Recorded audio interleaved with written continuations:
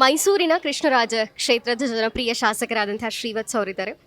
ಜೊತೆಗೆ ಒಂದು ವಿಶೇಷ ಕಾರ್ಯಕ್ರಮ ಗರುಡೋತ್ಸವವನ್ನು ಅವರು ಆಯೋಜನೆ ಮಾಡ್ತಿದ್ದಾರೆ. ಯಾವಾಗ ಮಾಡ್ತಿದ್ದಾರೆ, ಹೇಗಿರುತ್ತೆ ಕಾರ್ಯಕ್ರಮ, ಅವರನ್ನೇ ಕೇಳೋಣ. ಸರ್ ನಮಸ್ಕಾರ. ವಿಶೇಷ ಕಾರ್ಯಕ್ರಮ ಗರುಡೋತ್ಸವವನ್ನು ಆಯೋಜನೆ ಮಾಡ್ತಿದ್ದೀರಿ. ಏನು ಸರ್ ಗರುಡೋತ್ಸವ ಅಂದರೆ, ಯಾವಾಗ ಆಗತ್ತೆ, ಎಲ್ಲಿ ಆಗತ್ತೆ ಸರ್? ಇದು ಮೈಸೂರಿನಲ್ಲಿ 3ನೇ ಬಾರಿಗೆ ಪಂಚಗರುಡೋತ್ಸವದ ಹೆಸರಿನಲ್ಲಿ 12 ಗರುಡೋತ್ಸವಗಳು ನಡೀತಾ ಇದ್ದಾವೆ.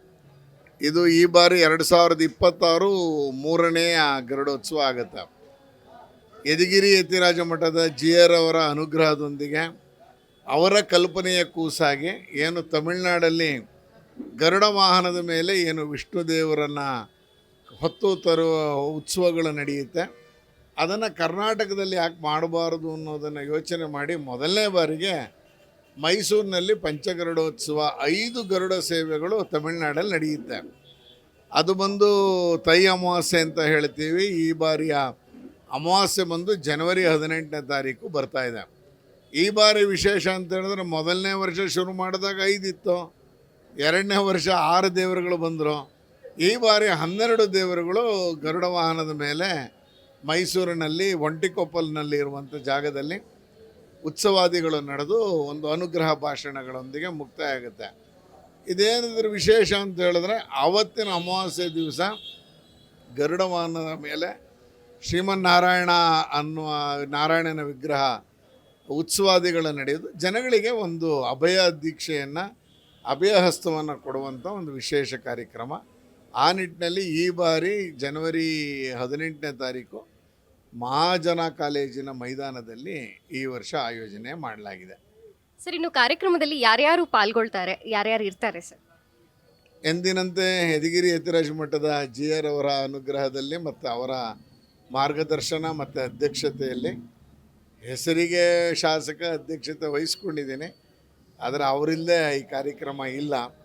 ಜೊತೆಗೆ ಹಿರಿಯ ಯತಿವರಿಯರಾದಂಥ ಮೈಸೂರಿನ ಪರ್ಕಾಲ ಮಠದ ಇನ್ನೇನು ಕೆಲವೇ ದಿನಗಳಲ್ಲಿ, ಕೆಲವೇ ತಿಂಗಳಲ್ಲಿ ಶತಾಯುಷಿಗಳು ಆಗ್ತಾ ಇದ್ದಾರೆ, ಅವರ ಉಪಸ್ಥಿತಿಯಲ್ಲಿ, ಮತ್ತು ನಾವು ಅಹೋಬಲದ GR ಸ್ವಾಮಿಗಳವರ ಮಾರ್ಗದರ್ಶನದಲ್ಲಿ ಮೈಸೂರಿನ ಗಣಪತಿ ಸಚ್ಚಿದಾನಂದ ಕಿರಿಯ ಶ್ರೀಗಳು ಬರ್ತಾ ಇದ್ದಾರೆ.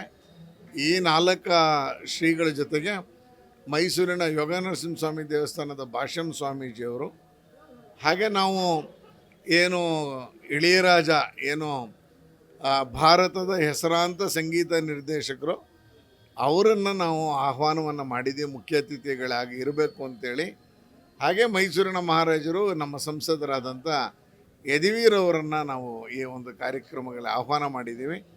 ಈ ರೀತಿಯಲ್ಲಿ ಸ್ವಾಮೀಜಿಯವರು ಸಮಾಜಮುಖಿ ಕೆಲಸವನ್ನು ಮಾಡ್ತಾ ಇರುವಂಥವ್ರು, ಸಾರ್ವಜನಿಕರು ಬಯಸುವಂಥ ವ್ಯಕ್ತಿಗಳು ಇಳಿಯರಾಜ ಅಂತವ್ರನ್ನು ಕರೆಸಿ ಈ ಕಾರ್ಯಕ್ರಮವನ್ನು ಜನರು ಬರಬೇಕು. ಜನರಿಗೆ ಈ ಉತ್ಸವದ ಬಗ್ಗೆ ಕಲ್ಪನೆ ಏನೋ, ಇದಾದರೆ ಮುಂದಿನ ವರ್ಷ ಆಟೋಮೆಟಿಕ್ಕಾಗಿ ಜನ ಬರ್ತಾರೆ. ಆ ಹಿನ್ನೆಲೆಯಲ್ಲಿ ಈ ಬಾರಿ ಈ ಥರದ ದೊಡ್ಡ ದೊಡ್ಡ ವ್ಯಕ್ತಿಗಳ ಸಂಪರ್ಕವನ್ನು ಮಾಡಿ ಒಂದು ಒಳ್ಳೆಯ ರೀತಿಯಲ್ಲಿ ಕಾರ್ಯಕ್ರಮವನ್ನು ಆಯೋಜನೆ ಮಾಡಿದ್ದೀವಿ.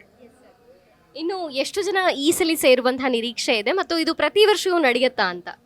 ಪ್ರತಿ ವರ್ಷವೂ ಮಾಡಬೇಕು ಅಂತೇಳಿ ಯೋಚನೆ ಆಗಿದೆ. ಇದು 3ನೇ ವರ್ಷ ನಡೀತಾ ಇದೆ. ಮೊದಲನೇ ವರ್ಷ 2000 ಜನ ಹತ್ತತ್ರ ಸೇರಿದರೆ, 2ನೇ ವರ್ಷದಲ್ಲಿ ಆ ಸಂಖ್ಯೆ ದ್ವಿಗುಣ ಆಗಿತ್ತು. ನಮ್ಮ ಅಂದಾಜು ಈ ಬಾರಿ ಸುಮಾರು 10,000ಕ್ಕೂ ಹೆಚ್ಚು ಭಕ್ತಾದಿಗಳು ಸೇರುವಂಥ ನಿರೀಕ್ಷೆಯನ್ನು ಇಟ್ಕೊಂಡಿದ್ದೀವಿ. ಸುಮಾರು 15,000 ಜನಕ್ಕೆ ಪ್ರಸಾದದ ವ್ಯವಸ್ಥೆಯನ್ನು ಮಾಡಲಾಗಿದೆ. ಒಂದು ಒಳ್ಳೆಯ ರೀತಿಯಲ್ಲಿ ಆಯೋಜನೆಯನ್ನು ಮಾಡಿದ್ದೀವಿ.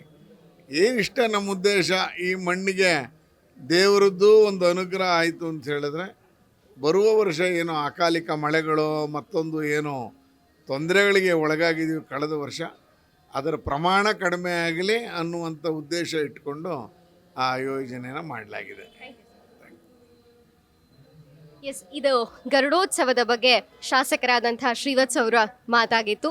ಕ್ಯಾಮ್ರಾಮನ್ ಗುರು ಅವರ ಜೊತೆ ಮಂಜರಿ.